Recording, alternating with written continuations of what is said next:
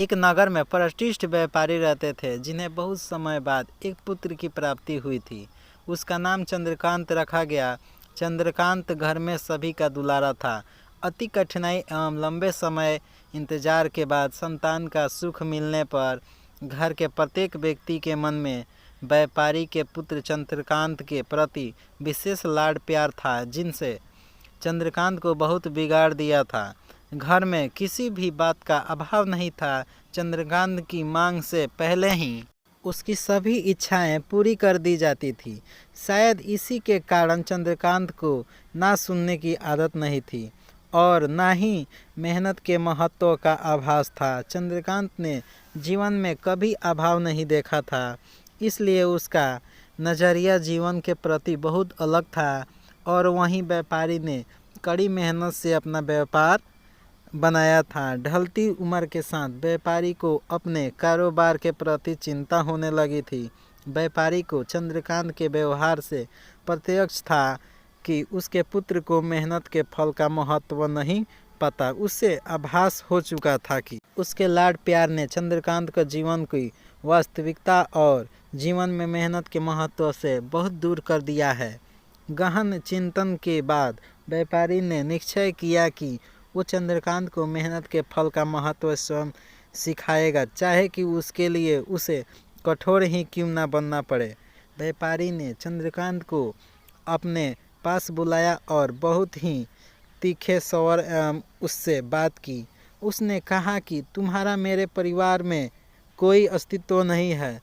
तुमने मेरे कारोबार में कोई योगदान नहीं दिया और इसलिए मैं चाहता हूँ कि तुम अपनी मेहनत से धन कमाओ, तब ही तुम्हें तुम्हारे धन के मुताबिक 2 वक्त का खाना दिया जाएगा।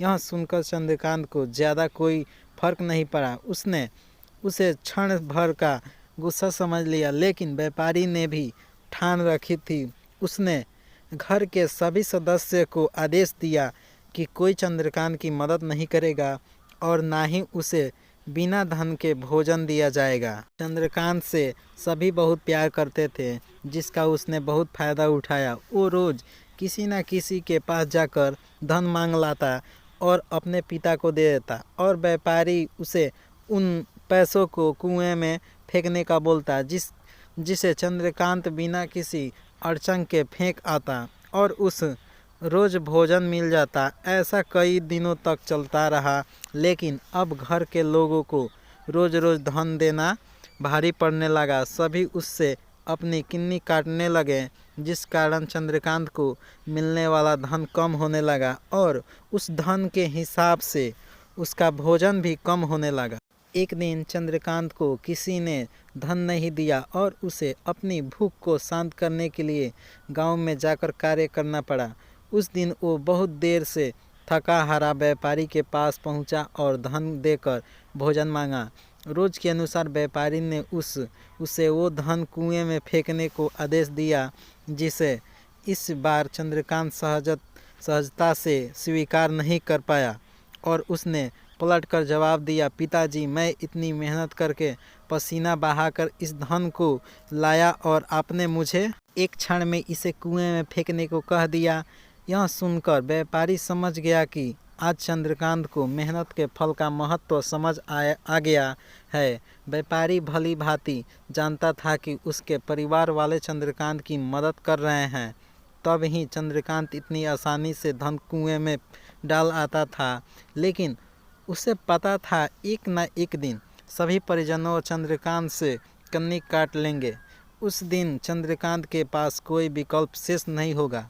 व्यापारी ने चंद्रकांत को गले लगा लिया और अपना सारा कारोबार उसे सौंप दिया। आज के समय में उच्च वर्ग के परिवारों की संतानों को मेहनत के फल का महत्व पता नहीं होता और ऐसे में यह दायित्व उनके माता पिता का होता है कि वो अपने बच्चों को जीवन की वास्तविकता से अवगत कराएं। लक्ष्मी उस घर में आती है जहां उसका सम्मान होता है। मेहनत ही एक ऐसा हथियार है जो मनुष्य को किसी भी परिस्थितियों से बाहर ला सकता है। व्यापारी के पास इतना धन तो था कि चंद्रकांत और उसकी आने वाली पीढ़ी बिना किसी मेहनत के जीवन को आसानी से निकाल लेते। लेकिन अगर आज व्यापारी अपने पुत्र को मेहनत का महत्व नहीं बताता तो एक न एक दिन व्यापारी की आने वाली पीढ़ियाँ व्यापारी को कोसती।